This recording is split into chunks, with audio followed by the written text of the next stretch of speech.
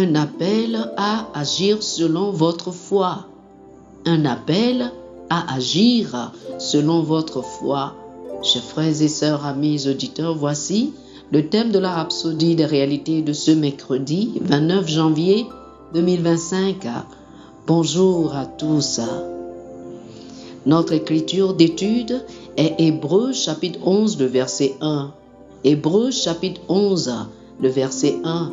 La Bible dit: Or, la foi est une ferme assurance des choses qu'on espère, une démonstration de celles qu'on ne voit pas.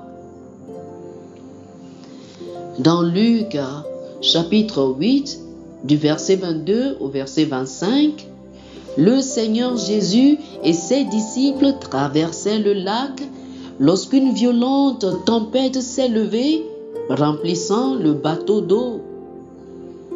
Les disciples, remplis de peur, réveillèrent Jésus en disant: « Maître, Maître, nous périssons. » Jésus se leva alors, réprimanda le vent et les eaux déchaînées, et la tempête cessa immédiatement, entraînant un grand calme. C'était une merveilleuse démonstration de l'autorité divine. Alors la Bible dit: saisis de frayeur et d'étonnement, ils se dirent les uns aux autres: quel est donc celui-ci qui commande même au vent et à l'eau, et à qui ils obéissent? Luc chapitre 8, le verset 25. Maintenant, voici ce qui est important. Après avoir réprimandé le vent et les vagues, Jésus se tourna vers ses disciples et demanda: où est votre foi? Cette déclaration en dit long. Il dit: vous auriez pu le faire vous-même. En demandant où est votre foi, le Seigneur Jésus a révélé que ce dont ils avaient toujours besoin, c'était leur foi. Il a démontré qu'avec la foi, même les forces de la nature nous sont soumises. Alléluia. Il s'attendait à ce que ses disciples sachent que leur foi aurait pu gérer la situation. Hébreux chapitre 11, versets 33 et 34 nous dit ce que nos ancêtres ont fait par la foi.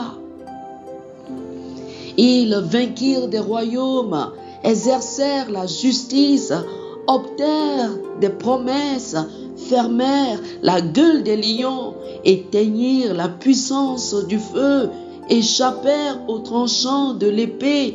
De leur faiblesse, ils devinrent forts, devinrent vaillants au combat, mirent en fuite les armées étrangères. Nous pouvons faire la même chose et même plus de nos jours parce que nous avons le même esprit de foi. Selon 2 Corinthiens chapitre 4, le verset 13. Notre foi est réelle, elle a de la substance, elle a du pouvoir. Et ce qui est beau, c'est que chaque chrétien a la foi. Nous avons tous la même mesure de foi, selon Romains chapitre 12, le verset 3. Et avec votre foi, vous pouvez tout faire. Vous pouvez tout changer. Les forces de la nature, de l'enfer et de ce monde vous sont soumises. Activez votre foi dès maintenant et parlez à la tempête et il y aura un grand calme. Parlez à votre corps, votre sang, vos os, votre cœur et vos reins. Parlez de votre travail, de vos finances et de votre entreprise. Parlez et déclarez la perfection dans votre santé, votre maison, votre famille, votre travail et votre entreprise. Oh, alléluia, gloire à Dieu, alléluia. Chers frères et sœurs, faites cette prière avec moi.